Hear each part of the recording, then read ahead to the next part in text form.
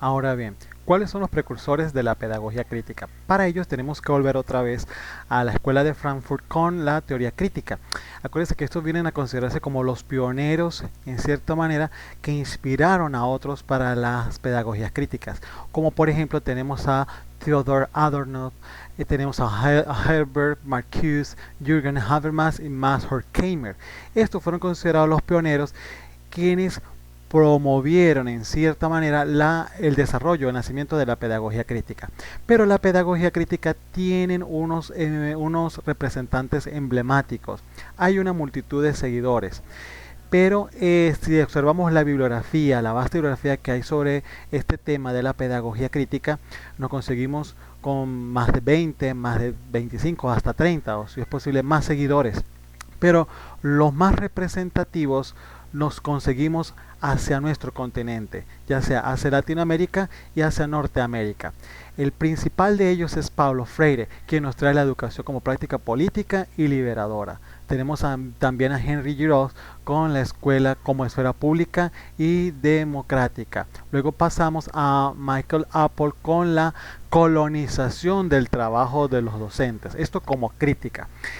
Luego tenemos a Andy Hargrave con la justicia social, conectar la teoría y la práctica en la educación, y finalmente Peter McLaren con la pedagogía crítica y la cultura depredadora. A continuación vamos a explicar brevemente el ideal de cada uno de estos promotores de la pedagogía crítica.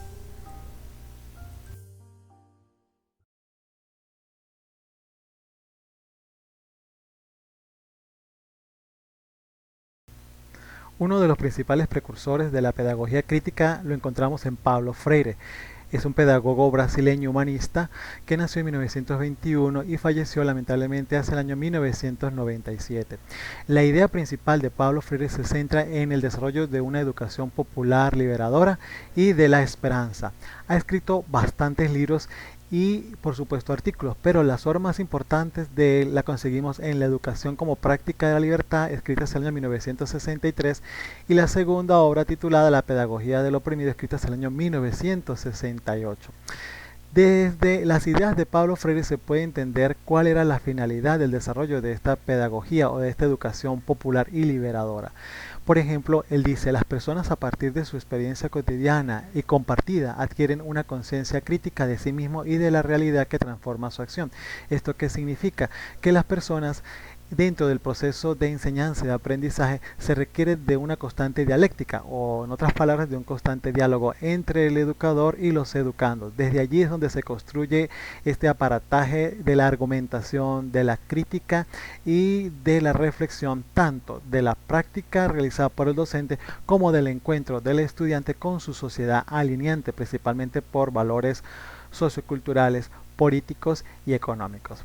Otro aspecto importante a resaltar es cuando cita Freire de que el humano nació para la transformación y no para la mera adaptación.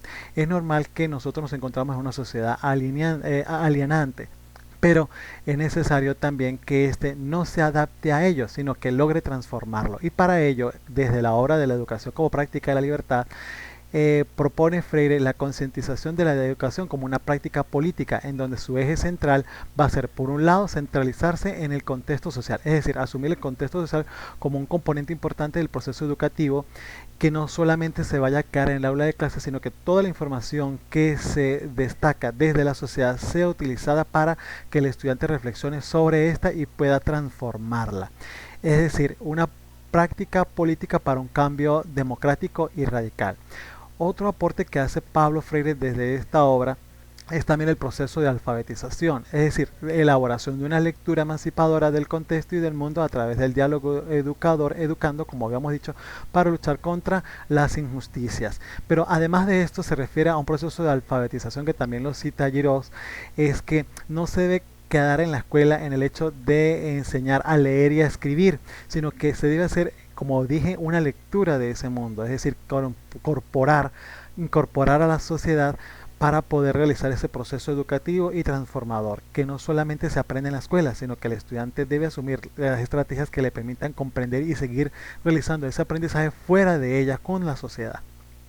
Otro elemento de importancia es la concepción que arropa Freire de la educación a través de la obra de la pedagogía del oprimido, es decir, diferencia los métodos de la educación tradicional con el que él propone que es el método crítico. Entonces ya él habla de un rechazo hacia la educación bancaria, que muchas veces es caricaturizada con la imagen del profesor que suelta todo aquel contenido teórico y los estudiantes abren sus cabezas y lo reciben. No, esta es una educación que a juicio de Freire es una educación unilateral, pasiva y alienante, y en contraposición de esta Freire ofrece una educación liberadora y, como él la denomina, problematizadora.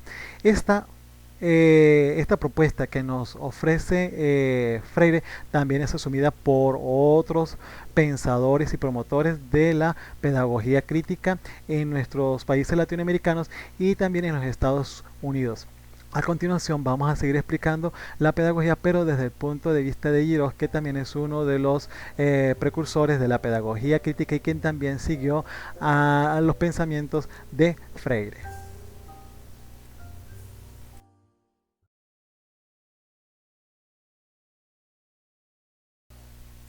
Ahora le toca el turno a Girós. Girós es uno de los fundadores de la pedagogía crítica en los Estados Unidos.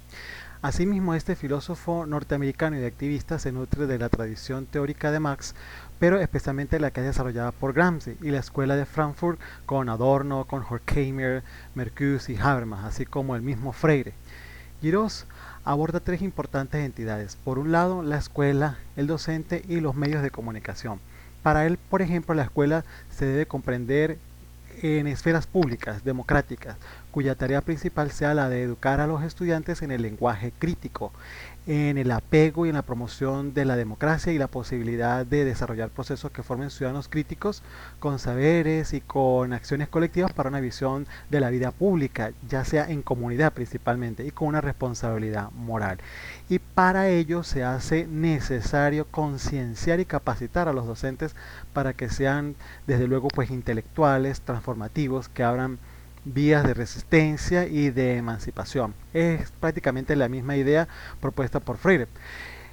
Finalmente, el impacto que tienen los medios de comunicación, que esta es una de las áreas que actualmente, o una de las áreas, sí, por decirlo así, que sigue desarrollando Girós.